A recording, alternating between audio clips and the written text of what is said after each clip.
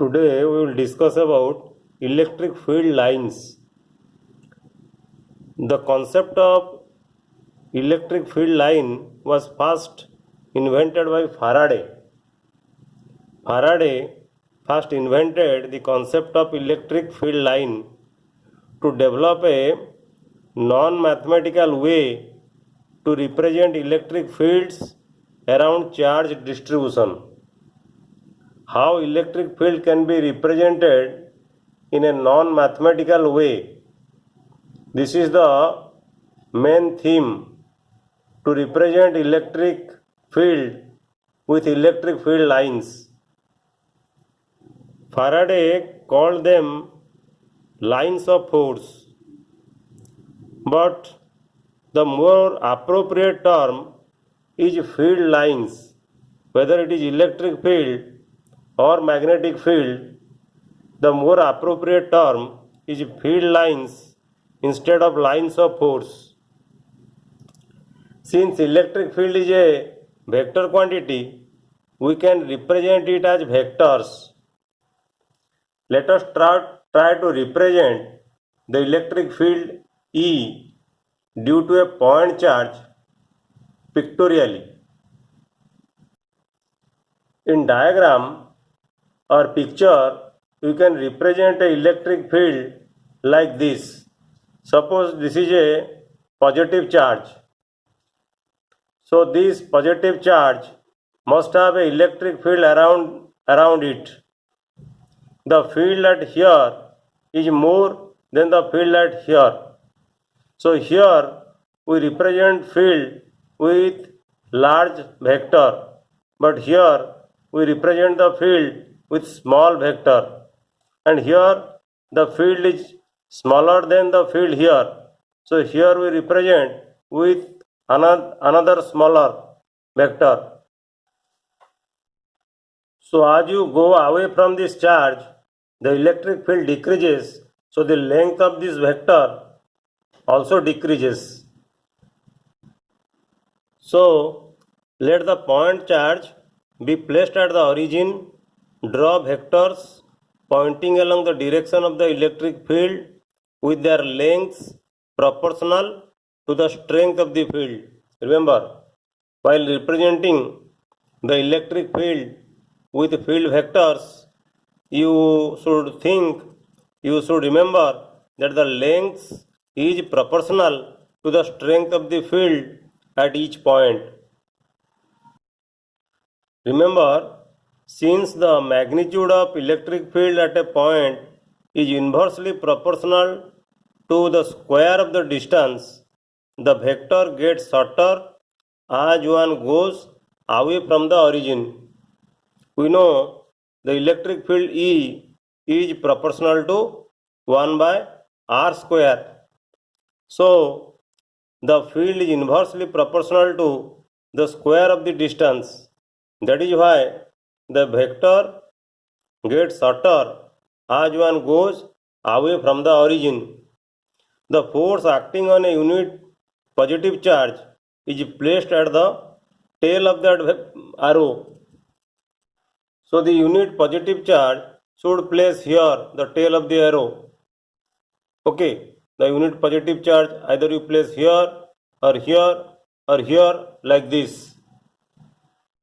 If you connect the arrows pointing in one direction, then the resulting figure represents a field line. So if we now join this arrow, then this line will give you the field line. When the arrows are connected like this, how you get electric field at different points, here like this, because you have connected these arrows. So to find out the electric field at a point, what you do?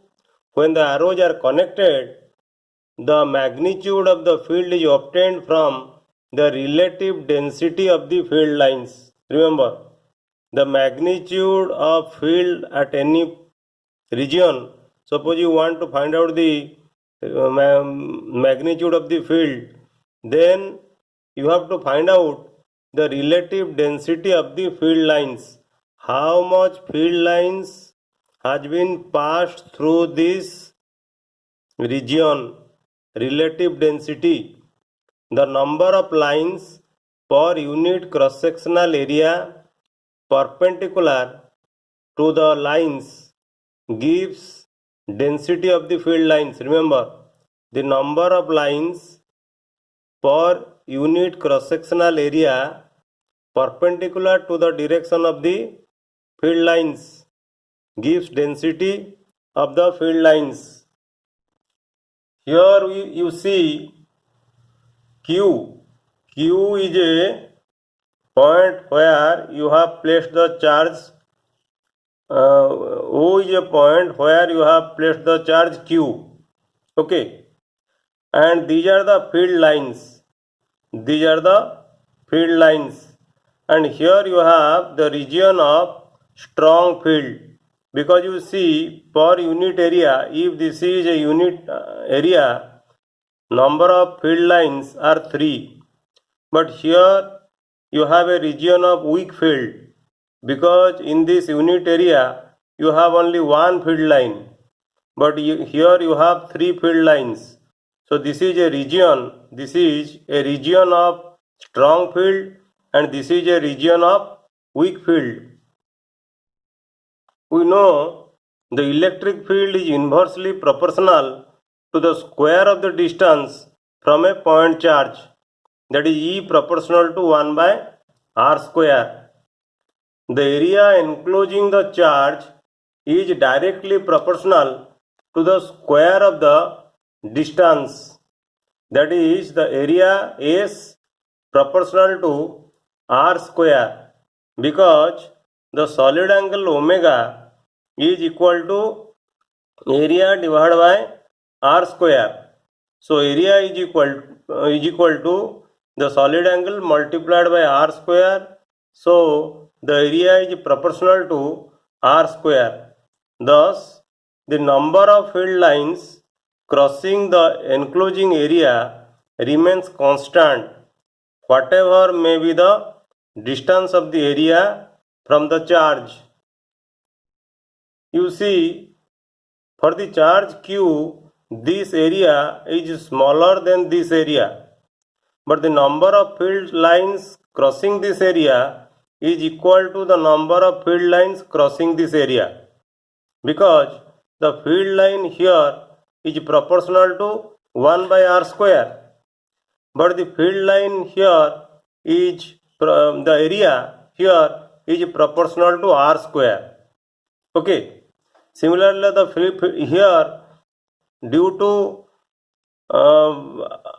since R2 is greater than R1, the field is smaller, but the area will be larger.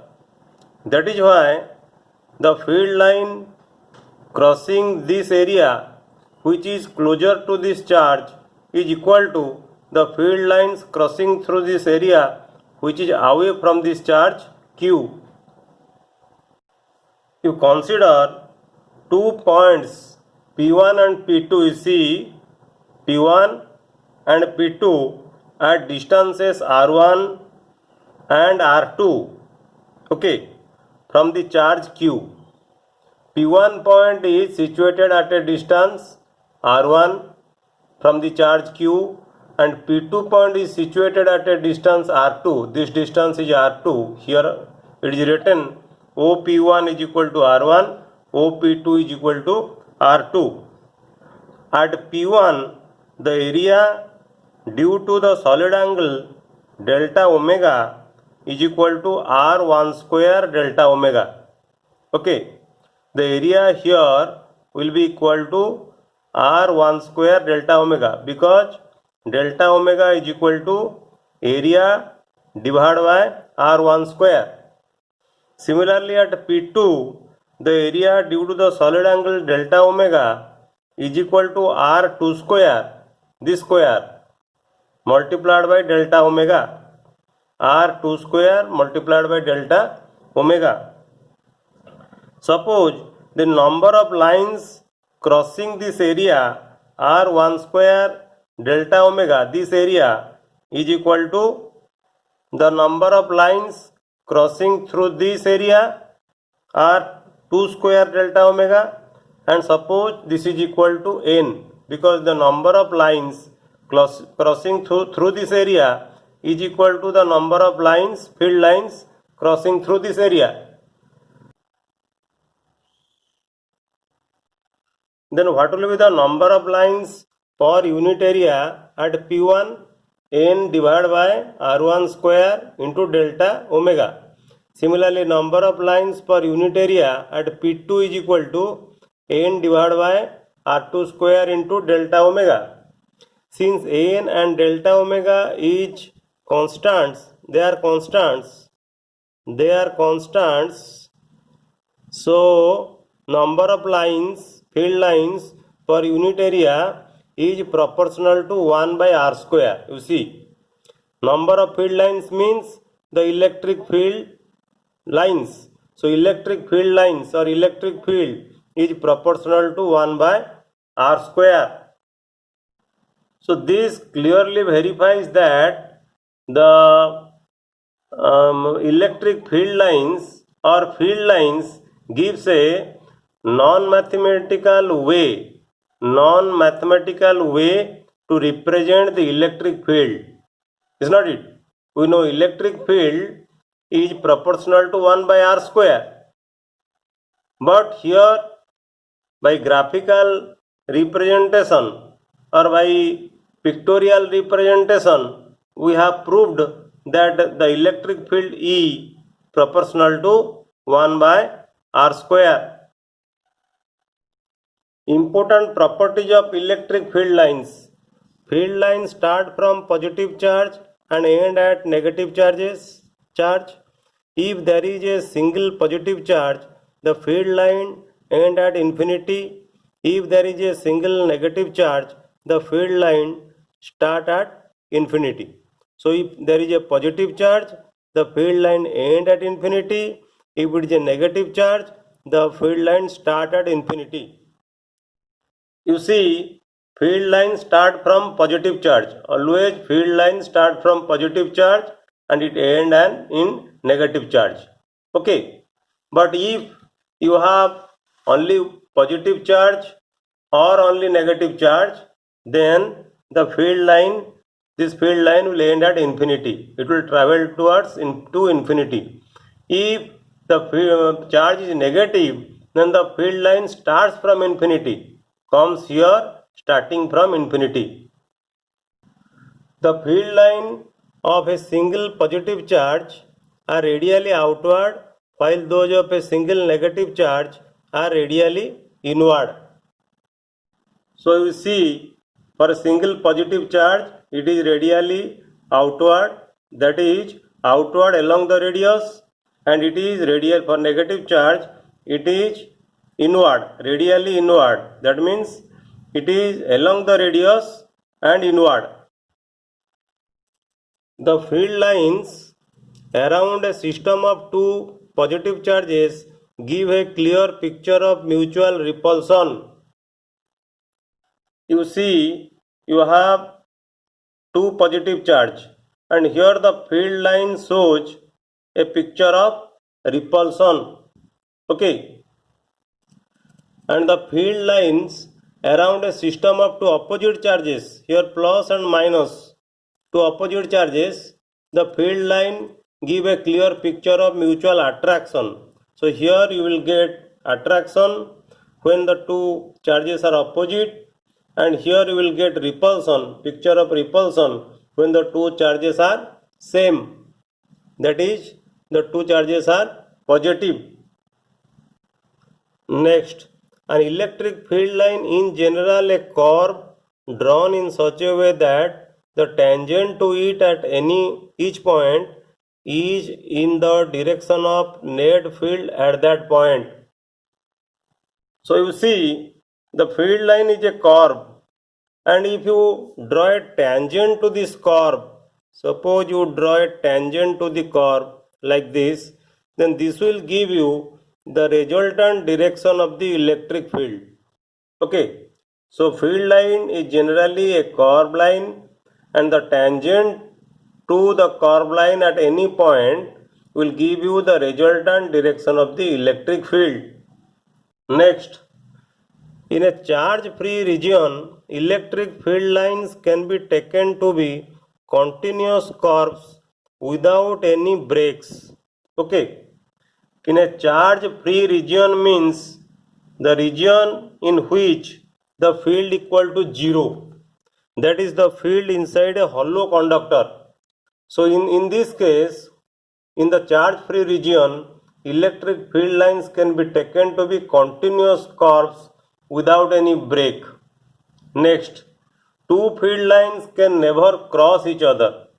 If two field lines will cross each other, then there are two electric fields at the point of intersection, which is not possible or which is impossible.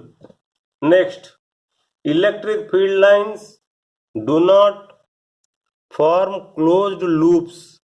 This follows from the conservation nature of electric fields. Remember, the field line starts from positive charge and terminate on negative charge. If the electric field lines form closed loop, these lines must originate and terminate on the same charge, which is not possible because electric field lines always move from positive to negative and the field is conservative or constant. Experimentally, we can find out the electric field lines by measuring the potential difference by adjacent equipotential lines and dividing by the distance between them, because there is a relation between electric field and potential E equal to V by R. So by finding the potential, we can calculate the electric field at different points, and by joining the different points we can construct electric field lines experimentally. There is a question: an electrostatic field line is continuous curve, that is, a field line cannot sudden breaks. Why not? An electrostatic field line is a continuous curve because it starts from positive charge and end at negative charge. Here you have another question. Explain why two field lines never cross each other at any point.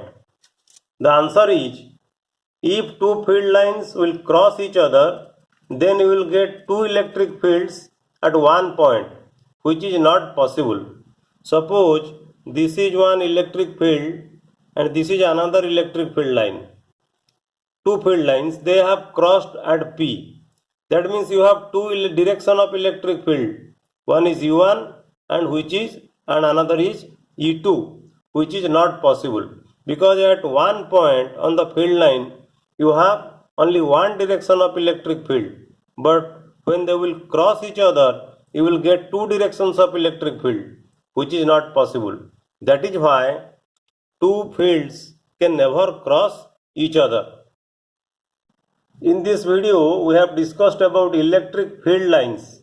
In the next video, we will discuss about electric flux. Thank you.